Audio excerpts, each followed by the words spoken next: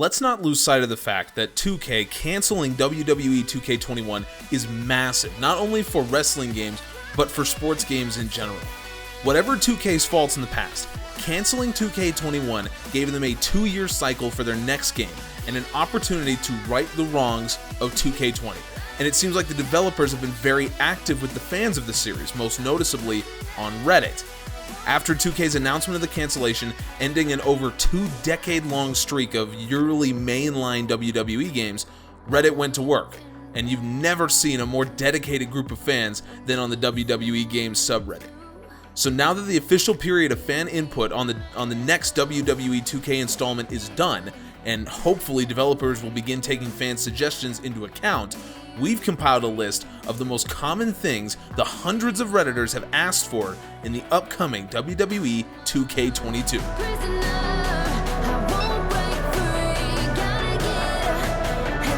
By the way, the gameplay you're seeing is from our General Admission Wrestling Universe Mode series on this channel. We've got new episodes coming out every 3 days, so subscribe if you're curious to see what's up. I'll be going through more or less in order of the Reddit threads where people were lobbing suggestions. So we begin, as Reddit did, with the suggestions for Universe Mode.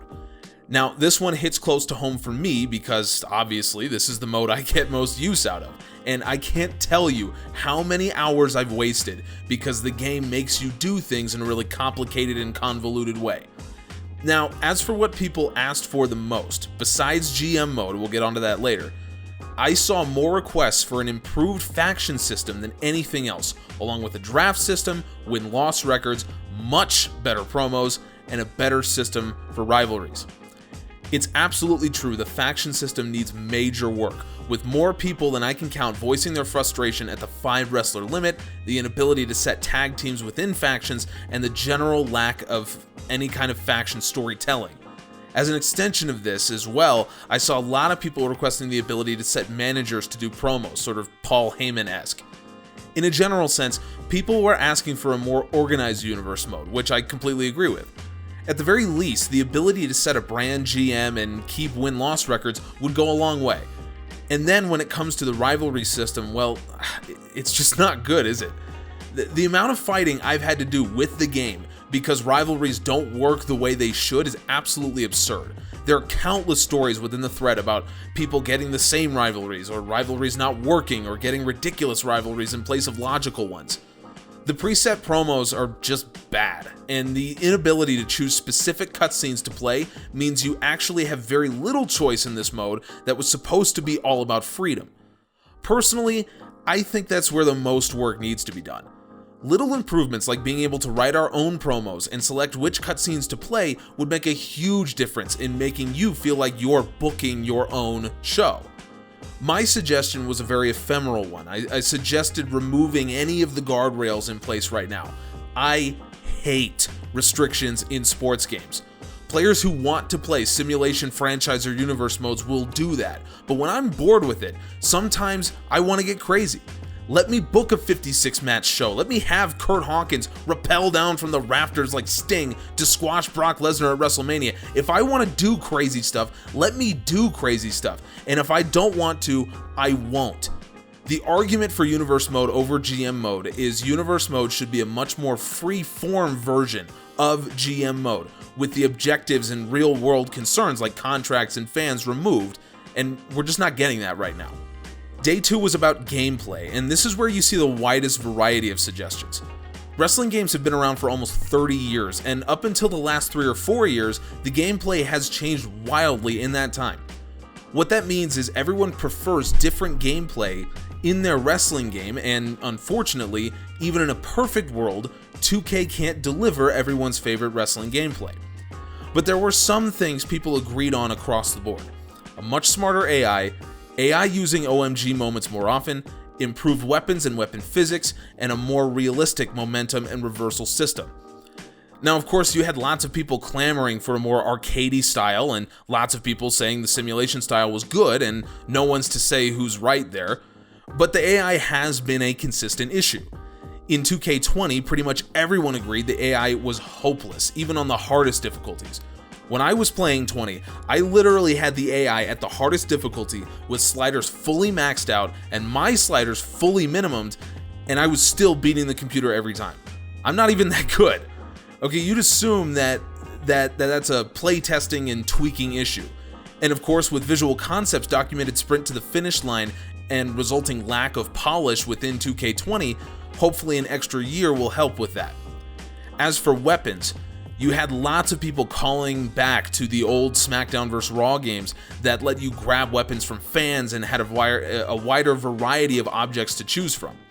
You also had people complaining about the hitboxes weapons settle into and would rather have a more physics-based system. Even for the people that like the slow, simulation-based style of the newer games, everyone agreed the reversal system is clunky and momentum system is too constricted. Online play is where you see this the most. There's one way to play online, and more often than not, whoever is forced to use the first reversal loses a match. Reversals will sometimes see you roll out of the ring when you didn't mean to, and there's no way to get back in without being assaulted, and it feels way too much like reversals lead to a mad dash to be the first one to hit a move. I would like to see a more consistent reversal system, first off, meaning you know what you're going to do and you can be assured you can hit an actual move after you've done a reversal. As a pie-in-the-sky thing I'd like to have a slider to actually control match pace, meaning that if you want an arcade style, you can turn reversal limits off, turn the match pace up, and have a mid-2000s wrestling game. And if you want simulation, put the reversal limits on and have a New Japan half-hour classic. Is that possible? I have my doubts, but the idea that 2K developers are looking at what the fans are saying, and so many fans have so many different opinions of what a fun wrestling game looks like, gives me hope that maybe they'll actually deliver a game-changing gameplay experience. Day 3 was create a superstar, basically the modus operandi for this particular subreddit. And for a subreddit that is so big, with so many different opinions about this particular subject, the most requested features and changes actually stood out quite clearly. People were asking for custom music, more generic designs for tights and shirts, better entrance options, and more customization of wrestler appearances. The custom music request is probably the one I've seen more than any other, and it's an interesting one. Is it possible to do it? Absolutely. MLB The Show has had the feature to import custom music for a couple years now. They do it from flash drives, and older WWE games had the same. Could you do it from Spotify or something like that? I don't know. But the bigger question with that, I think, is the legality, and I actually don't know the answer to that question. If it's legally allowed, I know it's technically possible, so I'd love to see it. The other most common request was allowing advanced entrance creation for championship entrances, which I'd love to see as well. Several people also requested customizing different props wrestlers could enter with, which I'd also love to see, but I understand if the animation of that would present issues. And then you had a lot of suggestions surrounding customization of the wrestlers themselves. Plenty of people were requesting customization for hand and foot size as well as hair length. I also saw several people voice issues with the face customization, saying they didn't believe it did enough, which I can agree with. My issue with Create a Wrestler right now is actually a broader issue with the gameplay in general. There's something like 45 attributes right now for wrestlers, and none of them mean a damn thing. The only one that even has an effect is a wrestler's reversal attribute. And we've all wasted more time than we care to admit setting precise attributes, and it ends up just not mattering at all. I'd love to see a more streamlined wrestler rating system, where the rating changes actually make a difference. I'd rather know exactly what kind of wrestler I'm creating rather than waste my time with attributes that don't mean anything. If you want to have even more customization, borrow from 2K's other big sports property in NBA 2K and their tendency ratings. Let me set how often a guy uses a strike versus a grapple, whether they springboard to an opponent out of the ring or go for a countout. There are a ton of customization options, but too many of them feel pointless right now. Day 4 was all other creation modes, and this is probably where we saw the most consensus out of all the categories. People want to create a finisher back, same. Create a story back, way more options in Create an Arena, and more options to customize arena videos. Create a finisher and create a story are pretty self-explanatory, and they should absolutely come back. They add so many years to the lifespan of these games. I'm still playing WWE 2K14, which had both. People wanted fewer restrictions in created arenas, especially the ability to edit some of the specialty arenas, which I completely agree with as well. I mean, if you look at the specialty arenas within WWE 2K20, you see such a wealth of options that we could create with. I'm not sure why we're not able to right now. Hopefully that makes its way in. Finally, people wanted the ability to use created videos in the Minitron, Ring Apron, and Ring Post displays, which again makes a lot of sense. Of everything, this is probably the category where 2K could do the most work. Day 5 is very open-ended. It was new features. This is so open-ended with so many suggestions, I won't offer my comment much, I'll just throw out there the most popular ideas. GM mode, of course. Create a referee, which we've seen in games like Fire Pro, and I think it would be a great addition. Return of create a story and create a finisher, which people would like to see for all moves, not just finishers. Create a sign, a unique concept that would certainly give the fans more life at least. Create a backstage set to use for promos or brawls. Yes, please.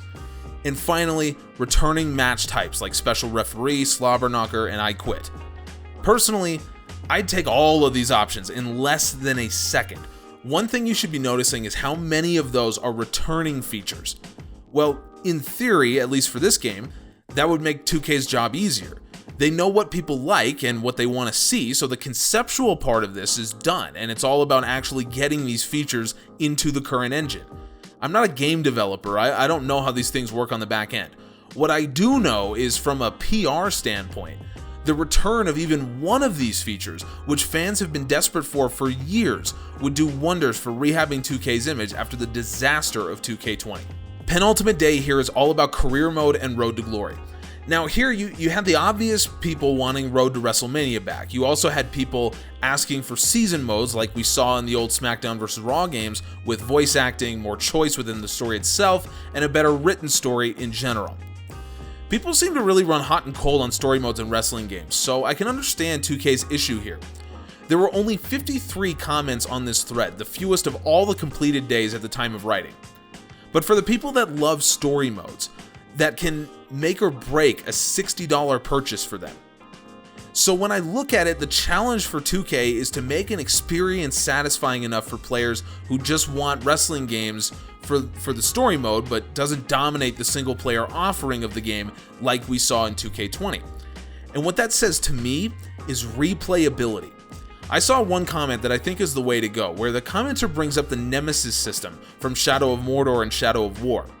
Now these are two of my absolute favorite games. I've replayed each one multiple times, and it's because the Nemesis system allows you to replay them endlessly.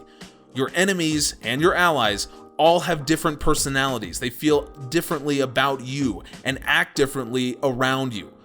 Well, if you can take this concept into a wrestling story mode, theoretically, you have unlimited replayability.